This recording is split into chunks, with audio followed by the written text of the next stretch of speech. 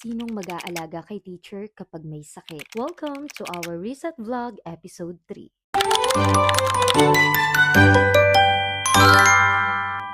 Sa araw ngang ito, isi-share ko nga sa inyo yung mga kaganapan ko nung Monday nung hindi nga ako pumasok. Super late na nga itong episode 3 natin pero gusto ko pa rin i-share sa inyo. Sa episode 1 nga natin, shinare ko nga sa inyo na first time ko mag-file ng sick leave. At ito nga yung ginawa ko nung Monday. Dahil mag-isa lang ako sa bahay, kailangan kong uminom ng gamot, kailangan kong may kainin. At syempre, para makakain tayo, kailangan nating magluto ng pagkain. Ayoko rin naman pabayaan ang sarili ko dahil ba wala akong ganang kumain ay hindi na ako kakain. Dahil sa totoo lang, wala namang ibang makakaramdam ng sakit natin kundi tayo lang. Kaya tayo rin talaga ang gagawa ng paraan para lumakas at gumaling tayo. At dahil umaga nga ito, nagsangag nga ako ng kanin. May kaunting tirang hotdog at itlog na nga rin, kaya linagay ko na sa kanin. At alam nyo ba, favorite ko po talaga yung fried rice. Ang kinaganda nga sa akin, kahit may sakit ako, may kaunting cravings nga akong nararamdaman. Dahil kahit papano, hindi nga ako mahihirapan na lamnan ng aking tiyan. Pagkatapos nga, ininit ko nga itong chicken nung nabili namin nung Saturday sa 24 Chicken. At bago nga kumain, napakahalaga talagang magdasal. Sa pagdarasal nga, pinapabless ko ang pagkain at maging kalakasan ito ng aming pangangatawan. At sa tuwing nagdadasal nga kami bago kumain, ay pinagpipray na rin namin ang bawat pamilya na mas mabless ang bawat lamesa. At after ko nga neto kumain at uminom nga ng gamot, ay nakatulog nga ulit ako. At pagkahapon nga, tinitignan-tignan ko na nga yung sarili ko kung kaya ko na pumasok. At habang tinatansya ko nga itong katawan ko at pakiramdam, ay inaayos ko na nga itong lesson plan and PowerPoint. At alam nyo ba, sa aming English department, sobrang nagpapasalamat ako dahil mas napadali nga yung mga trabaho namin bilang isang guro. Dahil napag-usapan nga namin na may bawat grupo na gagawa nga ng lesson plan at PowerPoint. Ibig sabihin nito, hindi na nga kami araw-araw or linggo-linggo na gumagawa ng lesson plan at PowerPoint. Kumbaga, may mga naka-assign na linggo sa amin at topic. Kaya napakaganda talaga ng idea na ito dahil napagaan nga nito ang trabaho ng mga guro. At nasa amin na lang kung magmo-modify nga kami, depende sa mga estudyante namin. At sa pamamagitan nga netong collaboration na ito, ay may mga natututunan rin ako mga strategies, techniques, and mga activities na pwede rin palang ibigay sa mga bata. Mas maganda rin talaga ang ideyang ito dahil nagiging unified yung mga ginagawa ng mga teachers. At sa mga oras ngang ito, kung mapapansin ninyo, inaayos ko na nga yung mga gamit ko. Dahil papasok na nga ako neto kinabukasan. Ganito talaga kapag teacher ka, lalo na kapag advisor. Alam mo yung para kang nanay na iniwan mong saglit yung mga anak mo. At ganun yung nararamdaman ko, iniisip ko yung mga estudyante or yung mga advisory class ko. Kaya kailangan ko na talagang pumasok. At ito nga, gumawa rin nga ako ng mga differentiated activities. At sana nga makita o mapanood nga ito ng mga estudyante ko para makita nila kung paano nag-e-effort at nagpupuyat yung mga teacher para sa kanila. Lalo na sa mga activities na binibigay sa kanila. Kaya nakakasakit ng part kapag hindi nila iniingatan or inaalagaan yung mga gamit. O kaya hindi nila siniseryoso ang kanilang pag-aaral. Sa totoo lang, napakadali lang magturo, i-deliver ang lesson. Pero ang mahirap,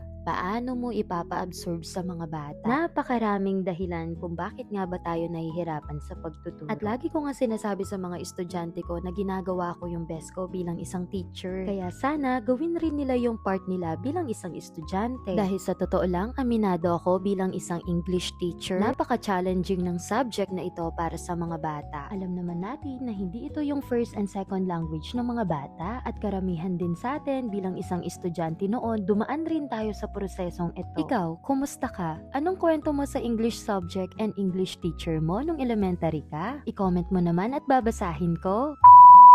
Grabe naman yung effort ng mga estudyante ko. Bago nga mag-start yung English namin, ito yung bungad nila sa akin. Wag na raw akong magkakasakit at na-miss nga nila daw ako. Maraming salamat, Six Earth!